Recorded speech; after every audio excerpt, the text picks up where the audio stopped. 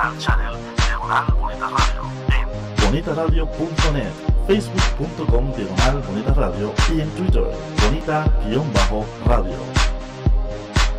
En línea con tu mundo. Las expresiones vertidas en el siguiente programa no representan necesariamente la opinión de Bonita Radio. Las opiniones son exclusivas de sus autores. Bienvenidos a Puerto Crítico, un puerto seguro para la crítica, desde el amor y la alegría, desde el compromiso y la solidaridad. Un espacio de análisis y debate donde la ciudad y el pensamiento crítico son protagonistas. Bienvenidas y bienvenidos a Puerto Crítico. Estamos aquí en Bonita Radio, en Red Global por Internet y en este programa, en este espacio en Red Translocal, ya que les habla Juan Carlos Rivera Ramos desde San Juan de Puerto Rico y Miguel Rodríguez Casellas desde Sydney, Australia. ¿Cómo estás, Miguel? Bueno, sobreviviendo todo este panorama noticioso y sintiéndome más translocal que nunca, Juanqui, porque las noticias de Puerto Rico están llegando ya a las aguas australianas. Estamos en el hit parade de Grecia y Puerto Rico como dos narrativas que se empiezan a discutir simultáneamente en los medios internacionales. Quiere decir que tan lejos y tan cerca, ¿qué te puedo decir? Definitivamente, dos archipiélagos, fundamentales. Ajá. Uno en el Caribe y el Mediterráneo. Uno en el Caribe y el Mediterráneo que están definitivamente en esa prensa internacional, mundial, en redes sociales, en todas partes, hablando sobre la crisis, la deuda, el gobierno de la deuda, y precisamente por eso hemos titulado el programa de hoy La economía de la deuda, el informe Kruger, democracia y lucha ideológica en Puerto Rico. Y para ello hemos invitado a una persona que nos parece que es muy importante para hablar de estos temas, que es el catedrático en el Departamento de Educación de la Universidad de Puerto Rico, en el recinto de Río Piedras, Argeo Quiñones Pérez. Bienvenido, Argeo, y gracias por estar con nosotros. Gracias a ustedes por la invitación. En el Departamento de Economía. ¿Y qué yo dije? Educación. Ay, perdón, el Departamento de Economía. Nada con la gente de Educación, son no, seguro, mala mía. Amigas y amigos. Mala mía, es que... Pero ahí en la Facultad de Ciencias Sociales, Departamento de Economía. Definitivamente, pensé que había dicho Economía, pues mira para allá, Economía... Hace falta bastante algo pasó educación ahí. Económica. Es la cosa. Pues vamos con precisamente, vamos a empezar hablando de economía, así sin apellidos, porque usualmente cuando se habla con economía la gente se le olvida el apellido de política, que es una disciplina que se ha definido de esa manera, economía sin apellidos, cuando precisamente tal vez uno debería hablar mejor de economía política. Y cuando pensamos en la disciplina en economía, de alguna manera se usa la matemática como una herramienta neutral.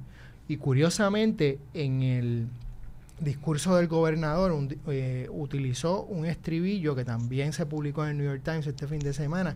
El gobernador dijo, esto no es política, esto es matemática. Queriendo decir básicamente que los números hablan por sí solos, como si no fueran también parte de una interpretación, ¿no? Los números se interpretan y se pueden interpretar de diferentes maneras. ¿Cómo tú ves en ese sentido la supuesta matemática, la disciplina de la economía, en dónde tú ves sus límites, tanto materiales como simbólicos? Y si fueras a hablar de precisamente esta economía de la deuda, ¿cómo tú lo explicarías? Obviamente es una pregunta complejísima, pero ¿qué ángulos tú usarías para hablar de esta economía de la deuda que estamos hablando hoy? Bueno, hoy en día la economía y muchas ciencias sociales y otras disciplinas utilizan cada vez más la matemática y especialmente la estadística, porque trabajamos con una cantidad de información y unos agregados que realmente son abarcadores y necesitas como unas metodologías y unas formas de interpretarlo. Pero la forma en que tú te acercas, los datos que tú escoges, las relaciones que tú estableces entre esos datos a través de las variables, los supuestos sobre los cuales arranca tu análisis y llegas entonces a las conclusiones. Todo eso no es algo dado, eso es algo que todo el mundo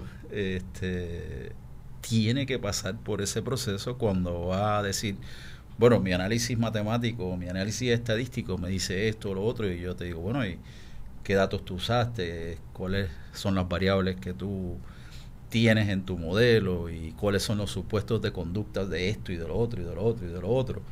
Y ahí vemos que pues la matemática es un lenguaje, y los lenguajes los utilizamos y tienen sus reglas, tienen su forma de ordenarlo, los procesos y de interpretaciones que no siempre son inequívocas. Y entonces pues se introduce mucha matemática a veces para decir muy pocas cosas, pero más que nada para representar un cuadro de certeza de que estos resultados que estamos presentando aquí son inequívocos, esto es lo que es, esto es lo que hay, no hay nada más.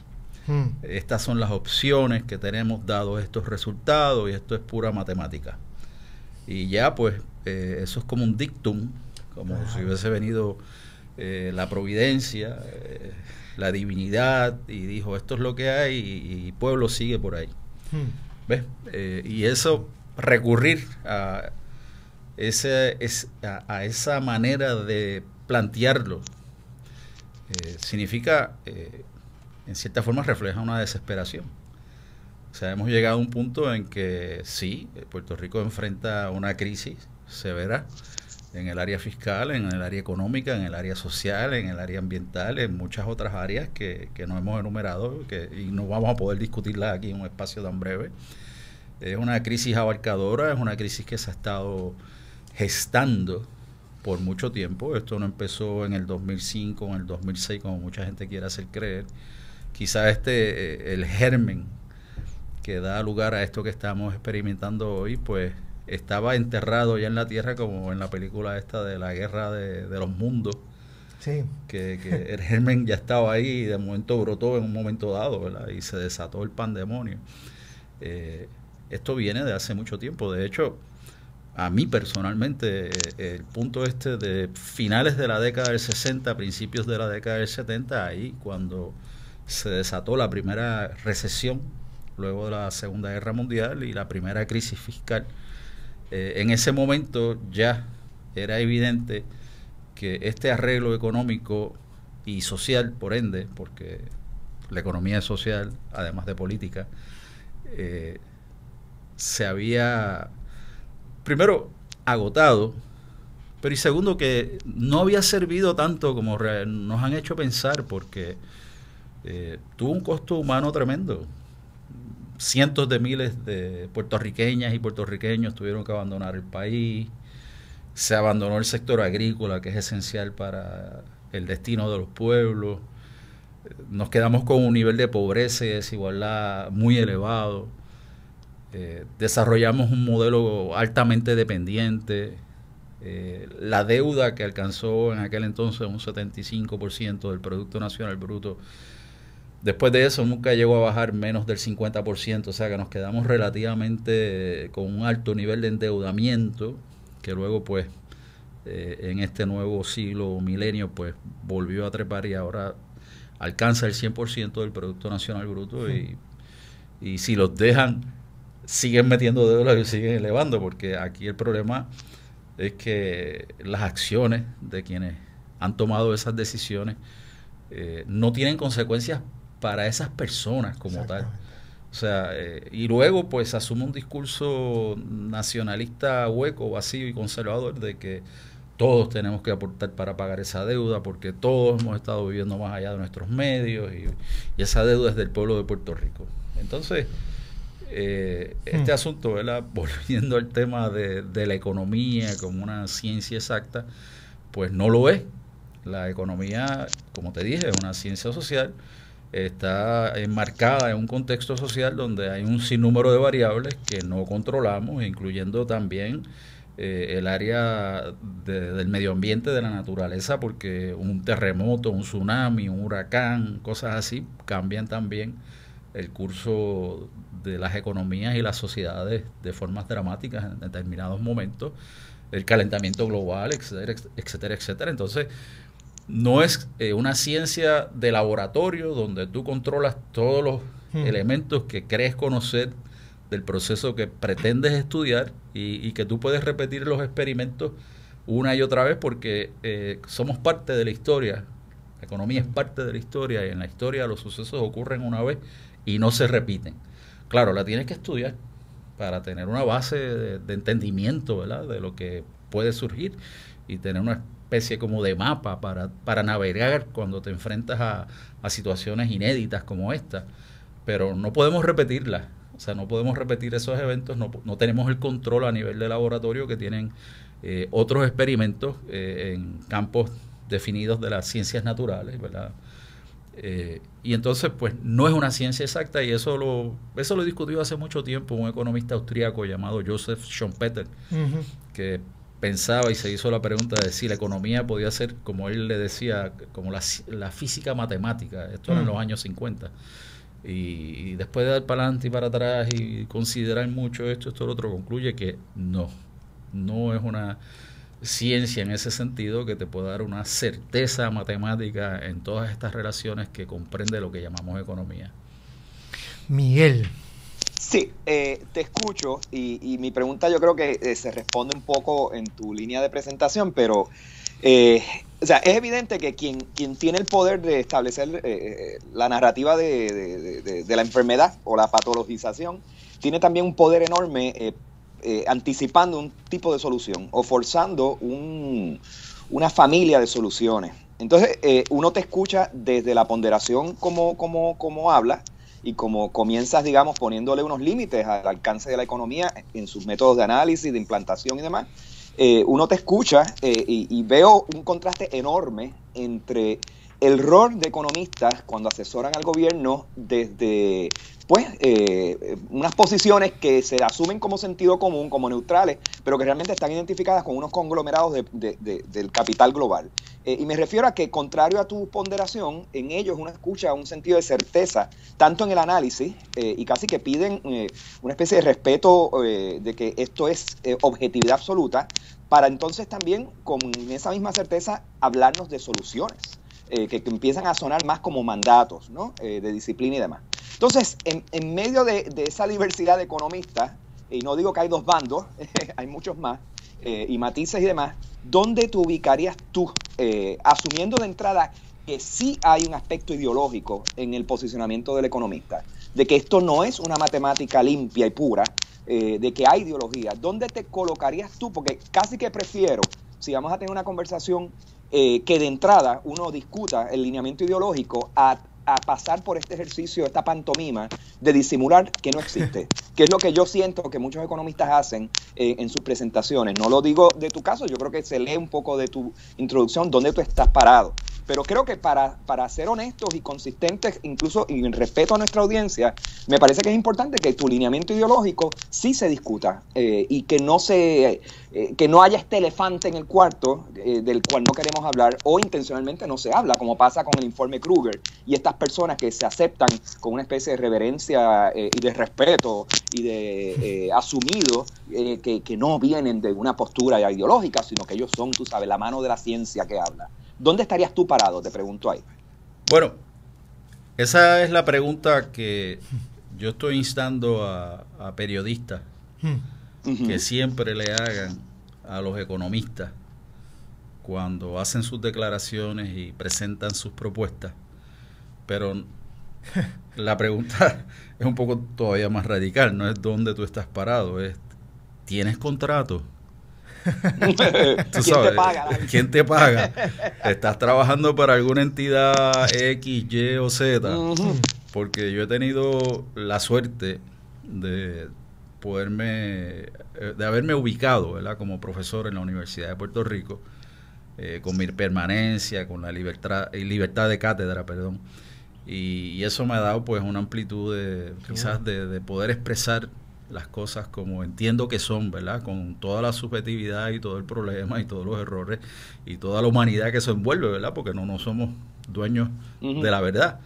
En ese sentido, pues, primero que nada soy un economista libre, soy profesor de economía, no tengo contratos ahora mismo con ninguna entidad y siempre he preferido trabajar en unión o más que nada relacionado a las causas que tienen que ver con los intereses de la gente que trabaja, de los grupos progresistas, de los que entendemos que la equidad es la ruta a seguir, la sostenibilidad. Un economista político radical de izquierda, porque hay radicales de derecha, así que pues con eso te lo digo todo, ¿verdad? O sea, yo entiendo, sí, creo que te contesto, ¿verdad? En ese sentido, pues hay que decir que no solamente esa pregunta la debemos hacer aquí en estos medios, es que la American Economic Association hace 3 o 4 años atrás estableció una guía para evitar los conflictos de interés, de modo que si tú querías o quieres publicar en alguna de sus revistas, que son pues las principales de la disciplina, ¿verdad? El oráculo allá, seguro, tú tienes que revelar si has trabajado o trabajas, o si alguien muy cercano a ti, que puede ser tu pareja, tu pareja, tu hijo, tu hija, ha trabajado con alguna entidad y has recibido dinero de $10,000 o más en los últimos 3 años por analizar y temas que a lo mejor están vinculados al artículo que estás publicando o que pretendes publicar. O sea que ya hace tiempo nos estamos dando cuenta que, digo, no, eso lo sabemos hace años, pero que inclusive instituciones como la Asociación Americana de Economía, que es bien conservadora generalmente, ya ha establecido unos lineamientos para evitar el problema del conflicto de interés, que es que aquí hay unos economistas que cuando hablan dan la apariencia de que están hablando de una ciencia, o sea, que ese conocimiento proviene de una ciencia que es objetiva, que está libre de valores, que es exacta, que es lo que es y no hay más nada, y que dado ese análisis, pues esto es lo único que podemos hacer. Y entonces, claro, eso es un discurso totalitario, eso es un discurso ideológico y eso es un discurso que refleja y representa unos intereses en particulares que luego me imagino que en la discusión podremos elaborar. Con eso vamos a una pausa y regresamos en unos minutos a Puerto Crítico. Ecos e Iconos es un espacio de amenas entrevistas. Hacemos un retrato radiofónico a los exponentes del teatro, la danza, el cine, la radio, la televisión, el performance e internet. Conversamos y a la vez documentamos de dónde surge una idea, su desarrollo, trascendencia y relevancia. Escuche a los Ecos e Iconos de la Cultura todos los sábados a las 2 de la tarde por bonitaradio.net. Soy el licenciado José Ariel Nazario y les invito todos los miércoles a las 10 de la mañana a escuchar el análisis legislativo único, política, sociedad, economía y temas de actualidad de nuestra realidad puertorriqueña. Recuerde, la previa, todos los miércoles a las 10 de la mañana por Bonita Radio, en línea con tu mundo. Y regresamos a Puerto Crítico y estamos con Argeo Quiñones, catedrático en el Departamento de Economía de la Universidad de Puerto Rico en el recinto de Río Piedras, hablando sobre la economía de la deuda, el informe Kruger, democracia y lucha ideológica en Puerto Rico.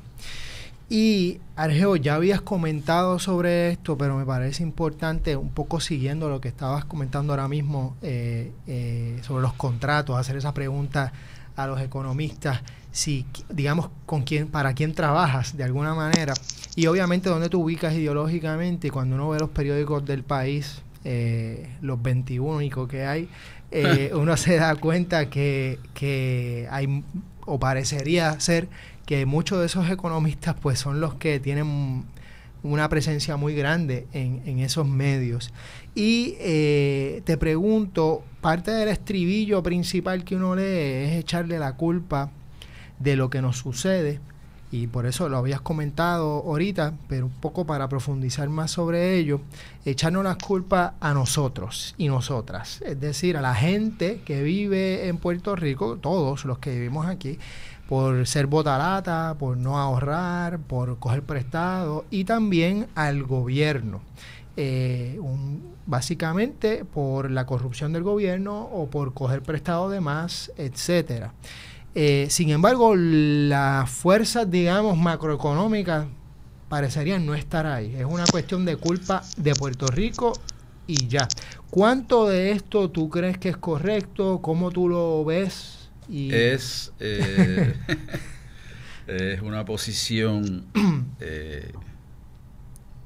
crítica, ¿verdad? La que tenemos que asumir ante mucho de lo que leemos en la prensa, porque la misma prensa es parte de esa oligarquía, esa plutocracia que domina este país, ¿verdad? Entonces, tenemos aquí un conjunto de personas que, pues, yo tengo que hacer un tipo de disclaimer porque nos conocemos. Seguro. Llevamos mucho tiempo relacionándonos y, pues, a veces tenemos que separar entre la persona y su trabajo. Entonces, toda la cuestión que por $150 a la hora se está dispuesto a decir, ¿verdad? Entonces, ese es el problema, que aquí en Puerto Rico, como que el liberalismo en el sentido filosófico nunca llegó. Aquí casi siempre cuando se pide un trabajo ya hay unos resultados anticipados o se espera que se arrojen unos resultados. ¿Ves? Si contrataste a Kruger y no a Ann, sino que contrataste a Freddy,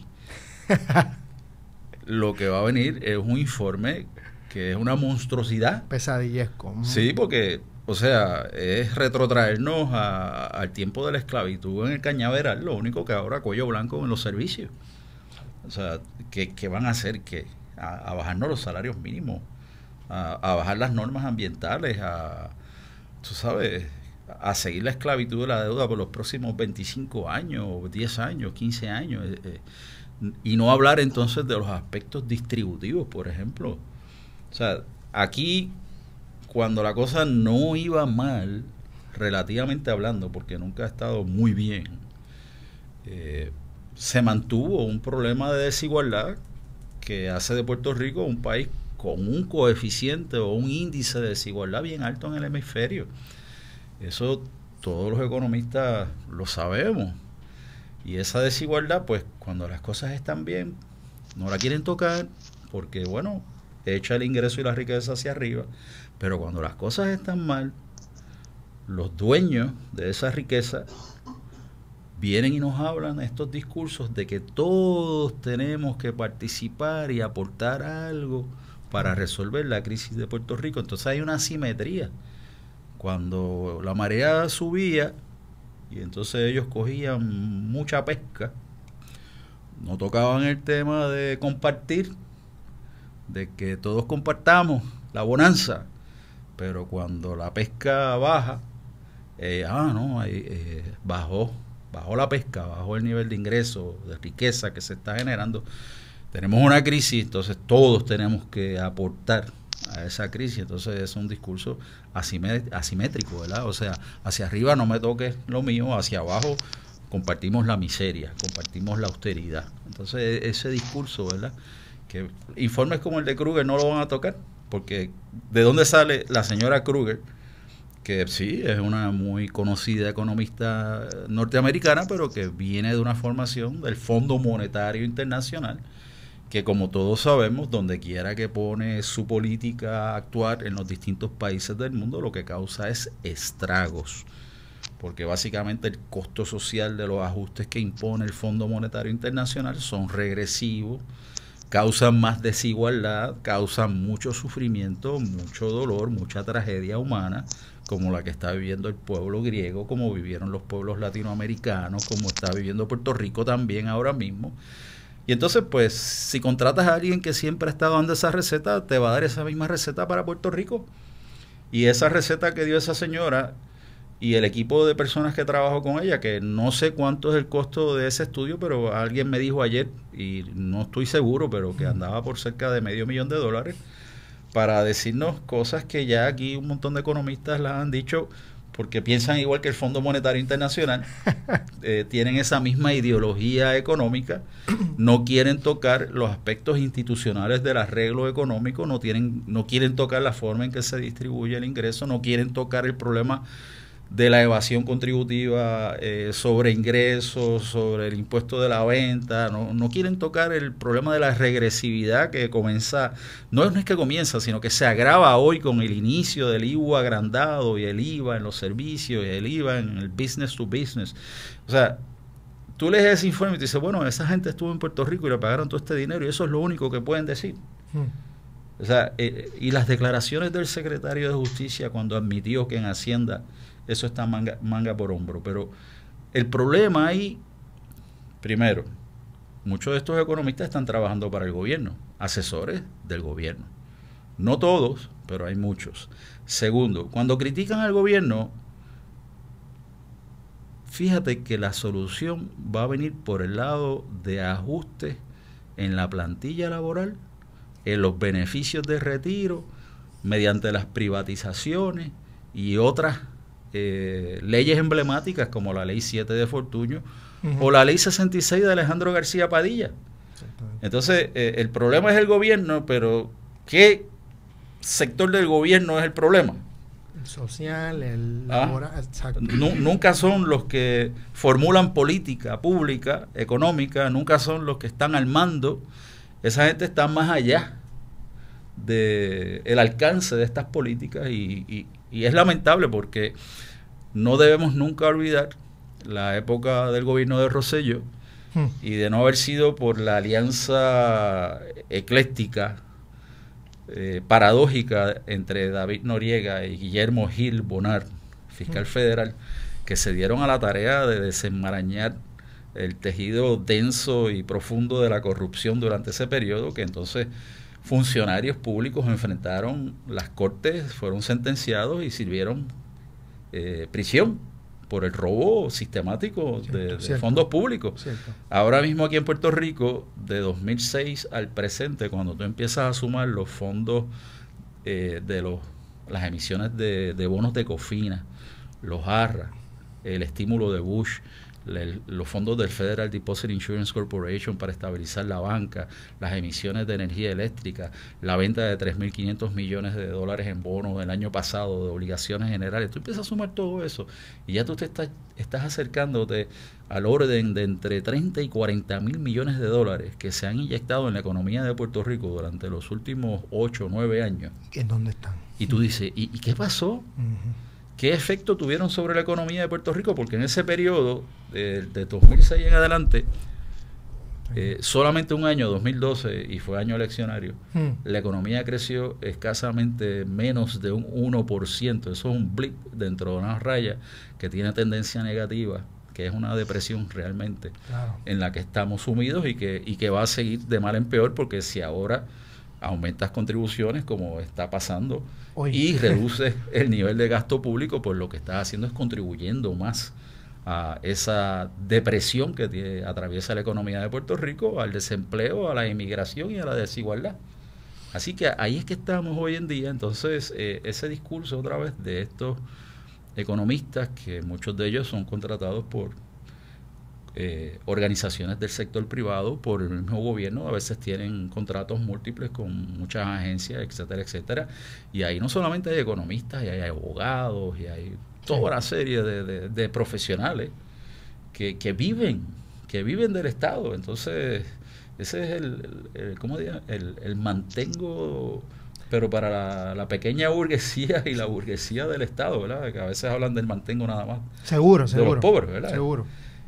Y finalmente recalcar que cuando se habla y se critica al Estado, lo que van a criticar es el tamaño, van a criticar la ineficiencia. Entonces, con la política que van a venir es con la política de hacer más con menos, seguirle quitando presupuesto a las agencias. Mira, Hacienda le vienen quitando presupuesto y le vienen quitando personal hace años, cuando en medio de una crisis fiscal esa es la agencia más importante para recaudar, para traerte fondos adicionales. Le vienen quitando los medios para hacer su trabajo. Entonces, es un ¿cómo te diría? Es una hipocresía esta cuestión de la relación entre muchas de estas personas con el Estado, porque la crítica no es realmente al Estado, es al empleado y la empleada pública, a las uniones que hay en el sector público, a los planes de beneficios definidos para retiro, al plan médico, a las condiciones laborales que también las quieren quitar porque nos están haciendo sentir como que nosotros somos empleados públicos que ganamos mucho, que tenemos muchos beneficios, y entonces no somos competitivos, y hay que acabar con todo eso. Pero Egeo, te pregunto, sí. Aquí hay, si desde el punto de vista de un análisis práctico, la idea de una economía boyante, en crecimiento, dentro de una lógica de sustentabilidad, que pueda pagar sus deudas, que pueda crecer, si ese escenario que uno pensaría que le conviene a todos, que es el mismo escenario que plantea Grecia, vamos a establecer un ajuste que nos permita cumplir con nuestra responsabilidad, pero también proveer para un crecimiento interno. O sea, si ese escenario de salud, que uno pensaría que le conviene tanto al deudor como al acreedor,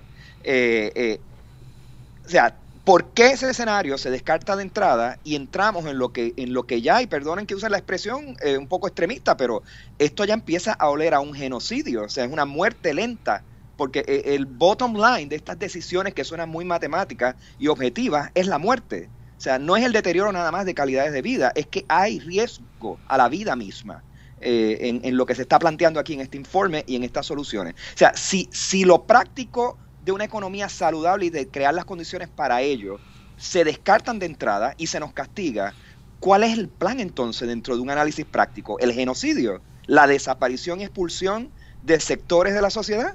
O sea, de eso es que estamos hablando, porque si esa es la línea tremendista quizás, a lo mejor es que entonces tenemos que empezar a ver esto desde una manera un poco más, en otro tono, que no es, digamos, el del sosiego que nos están pidiendo que mantengamos en sitio.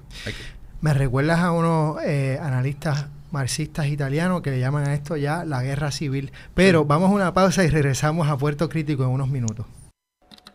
Chico, ¿qué tú haces? Aquí, a punto de ganar una subasta por internet. ¿Una subasta? Sí, chico. Voy a completar mi colección de figuras de acción en pocos segundos. No. Chico, ¿qué pasó? ¿Qué pasó? Otra vez se cayó el internet. ¡Qué chavienda! Ay, Dios mío. Buzzer, la nueva técnica que ofrece estabilidad al Internet con planes residenciales desde $19.95 y comerciales desde $59.95. Llámanos hoy al 200-3535. Buzzer Wireless Network. Dale estabilidad a tu Internet.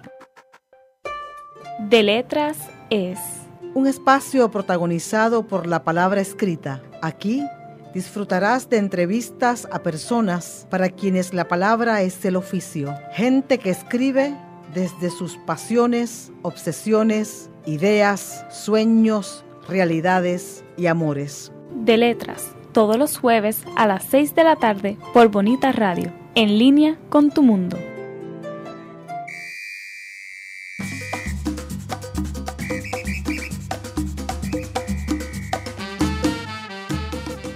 Saludos mis amigos, mi nombre es Oscar Villarini y es para invitarle a que estés conmigo todos los jueves a las 7 de la noche en Musicaliza por Bonita Radio, en línea con tu mundo.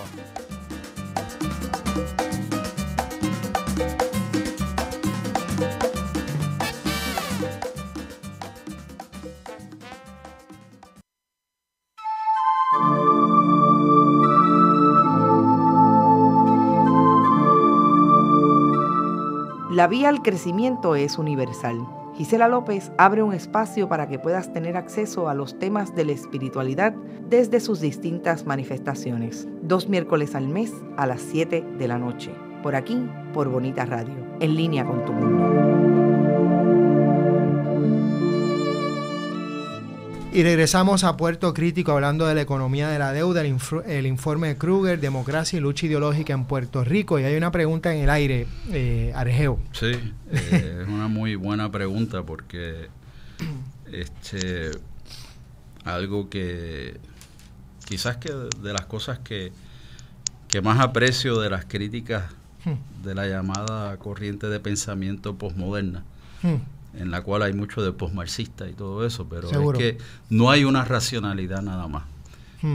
Y a mí me parece que Miguel sí habla desde el punto de la racionalidad del bien común, de que lo que querríamos o lo que queremos es un país próspero, ¿verdad? Donde la gente tenga oportunidad para su desarrollo personal y colectivo y que sea sostenible y que haya equidad y todo eso, pero nosotros compartimos esos objetivos, pero esos objetivos no son compartidos por todos los sectores sociales, especialmente los sectores que dominan este país desde adentro y desde afuera, porque no podemos hacer de esto que está pasando una tragedia que ha sido externamente determinada. Hay todo un grupo de personas que aquí adentro se están beneficiando de esto que está pasando, y en los últimos 10 años, mientras el ingreso que recibe la gente que trabaja apenas ha crecido 1.8% a precios corrientes, el ingreso que reciben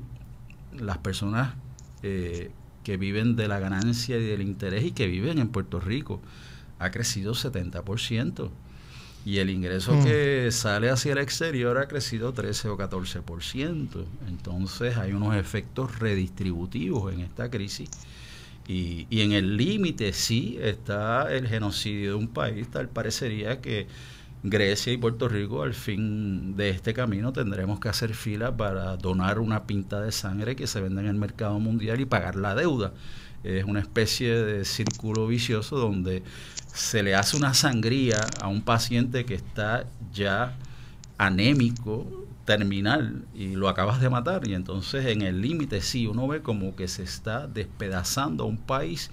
Y ya mismo, además de los recortes que se van a hacer en el aparato público, que implicarán quizás ciertos días de la semana que no habrá trabajo para la gente y será una pérdida de ingresos, habrá racionamiento, que ya lo hay, de servicios, porque el sistema de salud, por ejemplo, está reventando, el sistema de educación está reventando. Veremos entonces las propuestas de privatizaciones de energía eléctrica, el saqueo del sobrante de capital de la ACA, del Fondo del Seguro del Estado. Es la acumulación originaria en el sentido marxista, que mucha gente piensa que eso fue en el siglo XV, en el siglo XVI. No, eso continúa. Y hoy en día, pues, el saqueo es el erario, el fisco, los planes de retiro, o sea, es la depreciación de nuestra propiedad, y entonces es la salida masiva de puertorriqueñas y puertorriqueños de aquí, mientras se aprueban leyes para traer los ricos de Estados Unidos acá y convertir a Puerto Rico en un paraíso contributivo. O sea, es un cuadro, sí, de enorme contradicción. Es una especie de guerra civil económica, y está en juego la vida y la sostenibilidad de este país a mediano y largo plazo. Estoy sin palabras, no lo digo en juego, o sea, hablas y uno no sabe a veces cómo seguir el programa, porque a veces lo que uno quisiera es literalmente, además de gritar, salir a la calle y arrancar las cosas y decirle a la gente, bueno, despierta. ¿Qué vamos a hacer? Juntémonos, vámonos ahora mismo por ahí. Aunque no sepamos qué hacer, vamos a, aunque sea, mostrar que existimos y que tenemos dignidad de alguna forma, o que queremos, o que somos de alguna forma. Y te pregunto, en ese mismo quedarme sin palabras y en este desahogo momentáneo, viendo este cuadro y reconociendo ya el hecho de que el Fondo Monetario está aquí y ahora, a través de esta señora, y que ha propuesto esta ruta a seguir. El ajuste estructural neoliberal. Exactamente, que es precisamente el ajuste estructural, como bien dijiste, que se vivió en América Latina y que se batalló. Pero que lo hemos estado viviendo desde los orígenes de Operación Manos a la Obra, porque el mismo José Joaquín Villamil, en un artículo clásico de los límites del crecimiento dependiente, nos dice, mira, desde su principio, Operación Manos a la Obra ha estado fundamentada en los principios del libre comercio entre Puerto Rico y Estados Unidos, libre movimiento del capital, de la población, de fomentar la inversión con todos estos incentivos, de restringirla al mínimo posible. Tú sabes, esto desde sus inicios tiene un componente neoliberal. Lo único que ahora el paliativo del Estado benefactor que representaban estas instancias del Estado Libre Asociado, porque las federales continúan, pero las del Estado Libre Asociado son las que están derrumbando aceleradamente, ¿verdad? En virtud, o debo decir como resultado, no porque para nada es virtuoso, como resultado de la crisis fiscal. Y entonces ahora nos aplican todavía una receta más extrema, ¿verdad?, de lo que es ese ajuste estructural que es neoliberal, porque Puerto Rico necesita cambio estructural en su economía, pero no es ese que propone el Fondo Monetario Internacional. Por supuesto. Entonces a veces se confunde, porque en una conversación con un colega economista me decía, no, los federales deben darle ayuda a Puerto Rico, deben hacer un préstamo de 4,000 millones de dólares o comprar bonos del gobierno de Puerto Rico que maduren más tarde, y entonces un puente de 2,000 o 4,000 millones de dólares que la Reserva Federal lo autorice, porque con eso ganamos tiempo. Y yo le digo, bueno, pero ¿y los cambios estructurales que hay que hacer para que ese dinero no se pierda como se ha perdido tanto dinero con la emisión de la deuda, con los fondos ARRA, con todo eso que mencionamos? Dice, no, ya esos cambios estructurales se estaban haciendo. Entonces yo me quedo pensando que esta persona dice, sí, se están haciendo cambios estructurales. ¿Cuáles? Estás achicando aceleradamente el tamaño del Estado. Vas a arrebatarle derechos adquiridos a toda la gente que trabaja. Vas a acabar con los planes de pensiones que ya con el gobierno central, con los maestros, la UPR, UTIER, eso viene, o energía eléctrica, eso viene por ahí. Vas a hacer todo lo que es el ajuste estructural, pero no es que el cambio de estructura que queremos no es ese. Ese no es el ajuste estructural, porque si tú no cambias estas relaciones de poder al interior de la economía política, vamos a recibir todos esos fondos. E igual que pasó con el IVU, que en el 2005, 2006 por allá nos los vendieron como el impuesto que nos iba a permitir salvar la situación fiscal de Puerto Rico. ¿Y qué pasó? Lo explotamos ahí en 9 años. Y ahora viene el IVA y lo vamos a explotar, pero bien rápido, porque si esta economía no se pone a producir y en esta economía no se corrigen los problemas que significa tener 80 leyes de exención contributiva para el sector privado, si no se corrige el problema de haber convertido a Puerto Rico en un paraíso fiscal, si no se corrige el problema de la falta de transparencia, de la evasión contributiva, de todo lo que aquí está pasando, por eso que en esas áreas que no se discuten en el informe Kruger y que no las discute el gobernador. Por ejemplo, ¿por qué el informe Kruger no toma una posición sobre las 21,000 empresas que el año pasado no pagaron contribuciones en abril? Exactamente. ¿Por qué el informe Kruger no toma una posición sobre los 400 millones de dólares que le costó eso al pueblo de Puerto Rico? ¿Por qué no toma una posición sobre los 400 millones de dólares que aparentemente no prestó en servicio la agencia contratada para servicios de salud mental en el plan de la reforma? Y así yo puedo seguir enumerando instancias donde tú ves que lo que hay literalmente es un saqueo y pillaje de los fondos públicos. Están desangrando el Estado, están matando a la bestia, porque esa es la perspectiva neoliberal. La bestia es el Estado, y la bestia tú la matas achicándola hasta que puedas ahogarla en una bañera. Así dicen en extremo en su discurso los neoliberales, y eso lo haces desangrándolo con la crisis fiscal, con las exenciones contributivas, con la falta de control en los gastos, etcétera, etcétera. Entonces eso no se está tocando, eso no se va a tocar. Nos pueden dar 4,000 millones de dólares de préstamo ahora mismo para paliar a plazo medio el problema fiscal, o a plazo inmediato, y volvemos a la misma situación pronto. Ya lo vimos con el IVU, lo vamos a ver ahora con este IVU agrandado, porque no están ocurriendo los cambios estructurales que queremos que ocurran, que no son los que quiere que ocurra el Fondo Monetario Internacional. Miguel. Sí, Argeo, y aquí una noción que me gustaría que nos ayudaras a entender. Cuando uno ve la estrategia del gobernador y los efectos que tienen en los mercados, de admitir o digamos de que el Ejecutivo dice la deuda no es abordable, no podemos pagar esto. Es impagable. Impagable, ¿verdad? Cuando uno escucha eso y los efectos en cadena, la posibilidad de que alguien le diera instrucciones de que contratara a esta mujer, porque yo no creo que eso es ideas que se le ocurra al gobernador en un momento de lucidez, ni mucho menos. O sea, estos son órdenes que recibe de algún lado y demás. Uno tendería a pensar que el capital no se mueve en ese bloque monolítico, hegemónico y demás, sino que hay sectores dentro del capital que son contradictorios entre ellos, o incluso abiertamente antagónicos o subterráneamente antagónicos. Hay deudores, hay bonistas, hay hedge funders, hay personas que viven de la tragedia, que viven del revolú, hay personas que viven de que esto se ponga peor y de exprimirnos la última gota.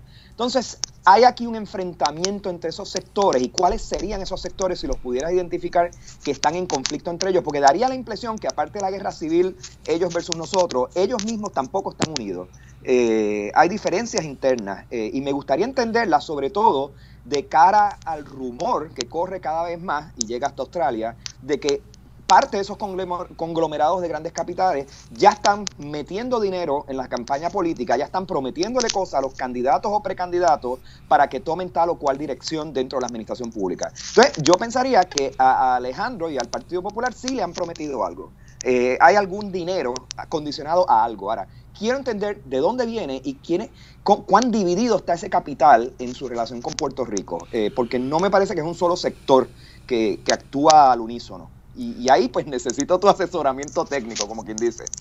Bueno, primero que nada, ¿verdad? Los intereses de clase no son monolíticos, como tú bien señalas. Exacto. Y hay enfrentamientos entre sectores al interior de una clase y entre las clases también. Por ejemplo, toma el caso del sistema de salud en Puerto Rico, donde tú tienes un presupuesto enorme asignado para la salud, para el plan de salud de gobierno. Entonces tienes estos intermediarios que son los que administran ese dinero, y esas empresas determinan cuánto se va a pagar por este procedimiento, cuándo lo van a pagar, a quién le van a pagar, en qué zonas lo pagan, cómo lo pagan.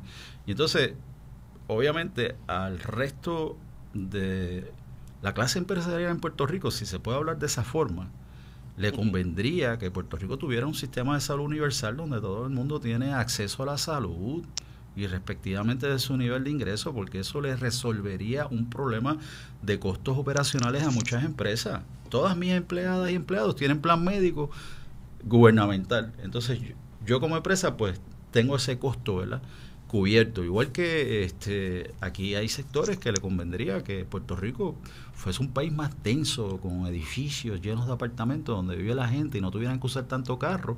Pero entonces ahí pues tienes intereses que no son armonizables en el arreglo que tenemos ahora. O tienes un plan de salud universal, o tienes a las corporaciones privadas haciendo lo que están haciendo. O tienes un Puerto Rico denso, con ciudades caminables, o tienes al emporio de los vendedores de automóviles contra los constructores de carretera y los suburbios y todo eso, por otro lado, haciendo de este país un infierno cada vez mayor. Así que ahí hay problemas en ese sentido, igual que a nivel internacional. Debe haber personas bonistas, inversionistas a gran escala, que les gustaría ver que este país se estabilizara, que este país pudiera crecer y pudiera cumplir con sus obligaciones a largo plazo, porque hay gente que invierte a largo plazo, pero hay otros que invierten a corto plazo y lo que quieren es una ganancia inmediata. Entonces vienen a Puerto Rico y están comprando un montón de activos a precios de liquidación, e inclusive han sugerido que las estadísticas nuestras mienten, porque aquí ha habido crecimiento, la economía está mejor de lo que se dice, que si se hubiese seguido esa línea, pues hubiesen apreciado sus propiedades para ellos venderlas rápidamente y realizar una ganancia de capital e irse de Puerto Rico, porque ese es el modelo de Trump aquí cuando estuvo por allá 2008, 2009 y con los concursos de Miss Universe y los campos de golf y los hoteles y todo eso. Así que sí hay unas contradicciones. Nosotros tenemos que trabajar mejor ese punto para saber quiénes pueden ser posibles aliados en unas batallas que tenemos que dar, que están apenas comenzando, ¿verdad? Así que sí hay esas contradicciones. Aquí no las hemos trabajado adecuadamente, no hemos hecho la diferenciación, pero pronto yo creo que se van a encontrar en corte, porque esto ya va para las cortes y van a ser las cortes federales, y entonces ahí en los procesos legales pues se va a destapar quiénes tienen intereses en cuáles direcciones, y en eso hemos sido quizás negligentes con el análisis. Y Argeo, ¿con quién se está aliando el Partido Popular entonces cuando el gobernador hace un anuncio de que la deuda es impagable? Es que por ahí, al decir que la deuda es impagable, aquí se generó en la oposición, desde la oposición crítica a lo que está ocurriendo en Puerto Rico, una consigna de que la deuda era impagable, como si simplemente tú pudieras venir y decir no voy a pagar. Entonces pues vamos a mirar a Grecia. A Grecia lo que le han hecho es un cordón sanitario, como le hicieron a la Unión de Repúblicas Socialistas Soviéticas allá en 1917, después de la revolución.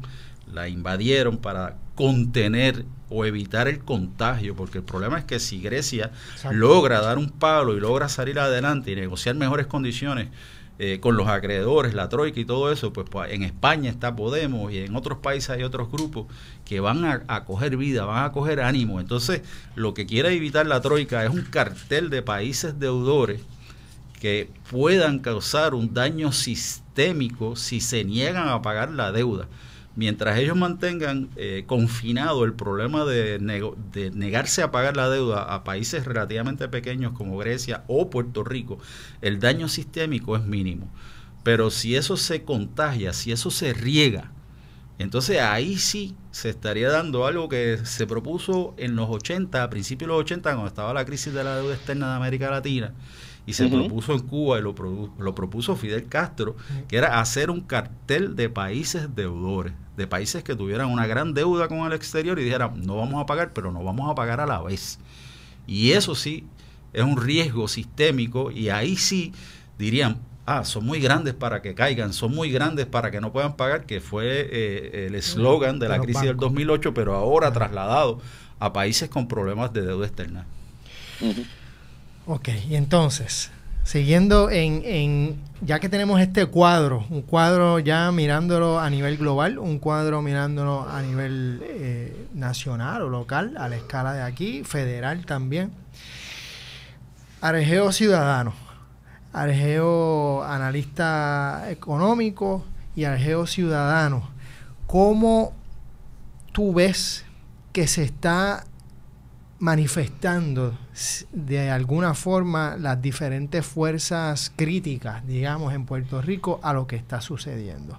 Mencionaste la UTIER cuando hablaste de la Autoridad de Energía Eléctrica y mencionaste a la YUPI.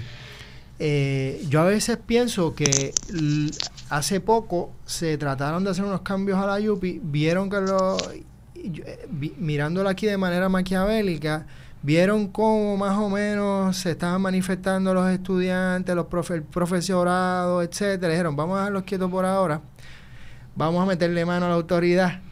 No vemos igual se están preparando para algo mayor, pero uno se queda sorprendido porque los sindicatos, específicamente el UTIER, uno no sabe dónde está, o digamos, otra vez, hablando desde un ciudadano que no está viendo las reuniones que se están dando, etcétera. ¿Cómo tú ves las reacciones de las diferentes, ya, por un lado, sí, los sindicatos, los grupos ya organizados, pero también, en general, la ciudadanía? Tienes que partir del análisis de correlación de fuerza. Okay. Porque esto es una lucha. Es una lucha social, es una lucha de clases, es una lucha de sectores. Y entonces, cuando tú vas a entrar en una lucha o eres parte de una lucha, tú tienes que reconocer tus debilidades y tus fortalezas. Y no puedes entonces actuar irresponsablemente, desperdiciando lo poco que tienes o desperdiciando oportunidades para minimizar daños. Okay. Aquí siempre pues se ha hablado en términos de preservar conquistas, derechos adquiridos o adelantar intereses, pero hay momentos en que hay que minimizar el daño que se le puede infligir a las instituciones, a los grupos, a los sindicatos. Aquí ahora mismo con la ley 7 y luego la ley 66 y la pérdida de cientos de miles de empleos, el sector sindical está muy débil. Menos del 8% de la fuerza laboral pertenece a algún tipo de unión en Puerto Rico, lo cual plantea que hay una gran debilidad y sigue emigrando la gente, y emigrando no solamente a Florida, al noreste de Estados Unidos, a otros sitios, siguen llegando las familias puertorriqueñas por montón. Entonces, eso es una realidad. La otra realidad es que hay una economía informal bien fuerte y mucha gente cada vez más se está replegando hacia la economía informal, lo cual agudiza el problema porque parte de la esencia de la economía informal es salirte del control del Estado y no pagarle contribuciones porque seguro es un Estado corrupto, maneja mal el dinero, no confiamos en el Estado, y yo entiendo que por ahí hay unos planteamientos que son libertarios y que son anarquistas, pero que también rayan por el lado medio neoliberal a veces, o sea, pero que es una discusión más abarcadora. Entonces, lo primero que hay que hacer es reconocer cuáles son las fortalezas y cuáles son las debilidades, y en este momento cómo podríamos, porque ya quizás en el caso de Puerto Rico está tan deteriorado el cuadro, ¿qué podemos hacer para minimizar el daño que obviamente va a seguir sufriendo este país, la sociedad y los sectores que siempre han llevado la cruz a cuesta? Porque aquí se le está pidiendo más sacrificio a los que siempre han sido los sacrificados en todo esto. Así que eso es lo que yo diría, ¿verdad? O sea, la perspectiva, no estamos muy fuertes en términos, de hecho estamos muy débiles, estamos casi liquidados en términos de oposición. La oposición ahora mismo se está dando a través de grupos que no eran los grupos tradicionales. A lo mejor somos incapaces de ver esa oposición porque tenemos el prisma de las luchas de antes y estamos tratando de buscar cosas que ya no son y que hay otras expresiones de esa lucha. Hay mucha gente que está buscando espacios individuales, los nichos, las oportunidades como esta, en este programa y en otros lugares, en otras circunstancias, para llevar el mensaje y no preocuparse mucho por la cuestión organizativa de momento, porque yo creo que es que el mensaje todavía necesita una difusión mayor, necesitamos un mayor grado de educación económica y de entendimiento de que lo que está pasando es producto de las acciones y de las decisiones que se han tomado, que esto no es un fenómeno natural, que esto no es un producto de algún designio divino, que esto ha sido hecho por hombres y mujeres, y así como lo hicieron hombres y mujeres lo vamos a transformar. Que así sea, y precisamente me acordaste con este análisis a Gramsci, y sin duda alguna habría que repetirlo, ¿no? De alguna forma hay que ser pesimista del intelecto en el análisis, pero optimista en la voluntad. Así que no podemos hacernos de ilusiones. Por un lado, hay que saber bien precisamente esas relaciones de fuerza, esa realidad, esas posibilidades, y a partir de ahí entonces sí, crear y transformar, hacer esas ilusiones, pero ya concretas a partir de un mapa bien claro de cómo está la situación.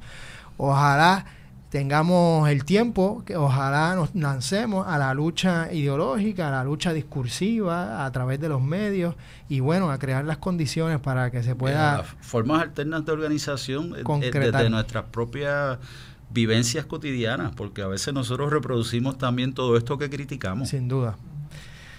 Bueno, con esto nos vemos la semana que viene en Puerto Crítico. Muchas gracias a Argeo Quiñones por estar con nosotros. Por la invitación. Un abrazo, Miguel, allá en Sydney, Australia, y Sixto Ortiz, gracias por ser nuestro técnico como siempre. Hasta la semana que viene. Saludos. En Newsstream.tv, Diagonal Channel, Diagonal Bonita Radio, en bonitaradio.net, facebook.com/Bonita Radio y en Twitter, Bonita-Radio.